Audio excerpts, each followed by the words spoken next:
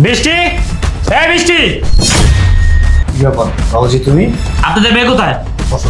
আমি বসতে আসি নাই, বৃষ্টি ডাক দেন। এই বৃষ্টি, কি ব্যাপার তুমি? এই তুমি আমার গায়ে হাত তুলছো কেন? নেশা পানি করে আসছো নাকি? কি ব্যাপার জামাই? তুমি আমাদের বাড়িতে আমাদের সামনে আমাদের মেয়ের গায়ে হাত তুলতেছো?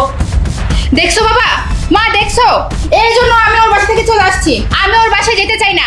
ও তোমাদের সামনে আমার গায়ে হাত তুলতেছে। তোমাদের আড়ালে আমার সাথে কি করে এবার বুঝো? জামাই বাবাজি, এতদিন শুনছি তুমি বেয়াদব, কিন্তু আজকে নিজের চোখে দেখলাম তুমি যে কত বড় বেয়াদব।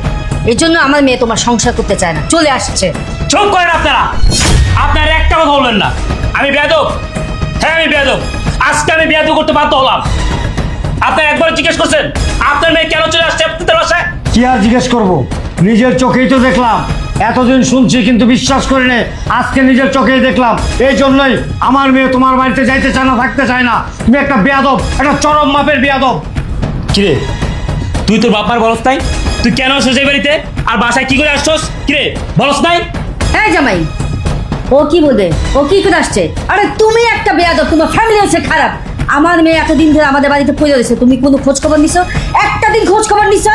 নাও নেই। আর আজকে আমাদের বাড়িতে এসে আমার মেয়ে গায়ে হাত তুলতেছে আমাদের সামনে। বাবা, মা, এখন তোমরা বুঝতে পেরেছো? ওর এই ব্যবহারের জন্য আমি ওর বাসায় থাকতে পারিনি, তাই তো এখানে চলে আসছি। এই চুপ কর। তুই আর একটা মিথ্যা কথা তোর বাবার সামনে বলবি না। তুই আর একটা মিথ্যা কথা বলস না, তোর জবাব আজকে আমি বন্ধ করে দেবো। এই বেয়াদব, কত বড় সাহস! আমাদের সামনে দাঁড়িয়ে আমাদের মেয়েকে বলতেছে, হুমকি দিতেছে জবান বন্ধ করে দিব। এই তুই যদি আমার মেয়ে জামাই না হইতি না, তোর জবান আমি এতক্ষণ বন্ধ করে দিতাম। এখন আমি বুঝতে পারতেছি যে আমি কত বড় ভুল করেছি। তোর মতো একটা অসভ্য বেয়াদবের কাছে আমি আমার মেয়েকে বিয়ে দিয়ে আমার মেয়ের জীবনটাই নষ্ট করে দিছি। হ্যাঁ জামাই, দাঁড়াইছো কেন? যাও বাড়ি থেকে বের হও। আমার মেয়ে তোমার সাথে যাবেও না, সংসার করবেও না। আপনারা কি ভাবছেন আমি আপনার এই অসভ্য বেয়াদব মেয়েকে নিতে আসছি? ওকে আমি নিতে আসি নাই, ওকে একটা শিক্ষা দেওয়ার জন্য আসছি এখানে। শিক্ষা? কি শিক্ষা দিবি তুই? এই তুই এখান থেকে বের হ। আর যদি বের না হস না, দারোয়ানকে ডাকবো এখন আমি। দারোয়ান এসে ঘাট ধাক্কা দিয়ে তারপর এখান থেকে বের করবে। দারোয়ান টাকার প্রয়োজন পড়বে না, আমি নিজেই চলে যাব। তবে একটা কথা বলতেছি, বাপ মায়ের উচিত মেয়েকে বিয়ে দেওয়ার আগে শিক্ষা দিয়ে শ্বশুর বাড়িতে পাঠানো উচিত। আপনার আপনার মেয়েকে শিক্ষা দিতে পারেন নাই, তাই আজকে আমি ওকে শিক্ষা দিতে আসছি এখানে। এ, শিক্ষা দিতে আসছে? এখন বুঝতে পারছি আমি যে জীবনে কত বড় একটা ভুল করছি। তোর মতো একটা অসভ্য বেয়াদবের কাছে আমার মেয়েকে বিয়ে দিয়ে আমার মেয়ের জীবনটাকে আমি নষ্ট করছি। শোনো, আমার বাবা মা আমাকে ঠিকই শিক্ষা দিয়েছে, কিন্তু তোমার বাবা মা তোমাকে শিক্ষা দিতে পারেনি। তোমার বাবা মা যদি তোমাকে শিক্ষা দিত, তাহলে আমার বাবা মার সামনে দাঁড়িয়ে এরকম বেয়াদবি করতে না, আর আমার গায়ে হাত তুলতে না। আসল কথা কি জানো বাবা? ওর বাবা মাকে শিক্ষা দিতে পারেনি। যদি শিক্ষা দিত, তাহলে আজকে এরকম বেয়াদবি করতো না। ওর বাবা মাও খারাপ, ও খারাপ। চুপ, একদম চুপ। তুই আর একটা কথা বলবি না। তুই আর একটা কথা বলস না, তোর মারতে মারতে যে সবাই পালাম। এই জামাই, কি ভাবছো? বয়স হয়ে গেছে আমার না? আমার বয়স হতে পারে, বুড়ো হতে পারি। এখনো যদি আমার এই হাত চালাই না, তুমি তোমার 14 গোষ্ঠী মিলে থামাইতে পারবো না। জামাই, আমার মেয়ে কি এমন অন্যায় অপরাধ করছে যার জন্য ওর গায়ে বারবার হাত তুলতেছো? কিরে, তুই চুপ করে দাঁড়া আসছিস কেন? তোর বাপ মারে বল, তুই আমাদের বাড়ি থেকে আসার সময় কি করে আসছিস বল। কি বলবো? হ্যাঁ, আমি আমার বাবা মাকে কি বলবো? তোকে বিয়ে করে আমার জীবনটা একদম নষ্ট হয়ে গেছে। কি বললি তুই? আমারে বিয়ে করে তোর জীবন নষ্ট হয়ে গেছে? বরঞ্চ তোরে বিয়ে করে আমার জীবন নষ্ট হয়ে গেছে, আমার সংসারটা ধ্বংস হয়ে গেছে। এই, আমার মেয়ে তোর ভাত খাবে না। আমার মেয়ে তোকে তালাক দিবে, তালাক। কি বললে? আপনার মেয়ে আমার ভাত খাবে না, আমার সাথে সংসার করবে না, আমার তালাক দিবে? আপনার মেয়ে আমার কি তালাক দেবে? আমি আপনার মেয়ের তালাক দেবো, ওর সাথে আমি সংসার করবো না, আমি গেলাম। এই দাঁড়া, কোথায় যাচ্ছিস? হ্যাঁ, আমার জীবন নষ্ট করে দিয়ে এখন চলে গেলেই হবে? শোন, যেহেতু তুই আমাকে বিয়ে করে আমার জীবন নষ্ট করেছিস, তাই আমার কাবিনের সমস্ত টাকা আমাকে বুঝিয়ে দিয়ে আমার জীবন নষ্ট করার মূল্য দিয়ে তারপর এখান থেকে যাবি। জামাই, তুমি যে বারবার বলতেছো আমার মেয়ে তোমার জীবন ধ্বংস করছে, তোমার সংসার ধ্বংস করছে, কি এমন করছে বলো তো? শুনবেন আপনারা, আপনার মেয়ে কি করছে, কি করে আমাদের বাড়ি থেকে আসছে? আপনার মেয়ে সবসময় আমার বাবা মার সাথে খারাপ ব্যবহার করে, বাজে ব্যবহার করে। আমাদের বাড়ি থেকে আসার সময় আমার বাবা মার সাথে ঝগড়া করে আমার মায়ের গায়ে হাত তুলে আপনার মেয়ে আপনাদের বাড়িতে আসছে। আর আপনারা আপনাদের মেয়েকে বাড়িতে ঠাই দিচ্ছেন, আপনাদের মেয়ের পক্ষ হয়ে আমার সাথে ঝগড়া করতেছেন, আমার সাথে বার্গেনিং করতেছেন। আপনাদের লজ্জা হওয়া উচিত। কিরে বৃষ্টি, তোর জামাই এগুলি কি বলতেছে? তুই নাকি তোর শাশুড়ির গায়ে হাত তুলছস? কই, তুই তো আমাদেরকে বলিস নাই। তুই আর উল্টা বলছস যে তোর শ্বশুর শাশুড়ি তোর সাথে খারাপ ব্যবহার করে, তোর জামাই নাকি কথায় কথায় তোর গায়ে হাত তুলে। কিরে বৃষ্টি, কথা বলিস না কেন? কি শুনতেছি এগুলি? যা শুনেছো সত্যিই শুনেছো। আমি কি করব বলো? ওই বুড়ো বুড়ি দুটাকে আমার জাস্ট সহ্য হয় না। ও কি বুঝবে? ও তো সারাদিন বাসায় থাকে না। সারাদিন ওই বুড়ো বুড়ি দুটাকে কৈফিয়ত দিতে দিতে আমি জাস্ট অতিষ্ঠ হয়ে গেছি। তাই বাধ্য হয়ে ওই বুড়ির গায়ে হাত তুলছি আর এই বাড়িতে চলে আসছি। বেয়াদব মেয়ে, তুই তোর শাশুড়ির গায়ে যদি হাত তুলতে পারিস তাহলে তো তুই আমাদের গায়ে হাত তুলবি। কত বড় বেয়াদব মেয়ে!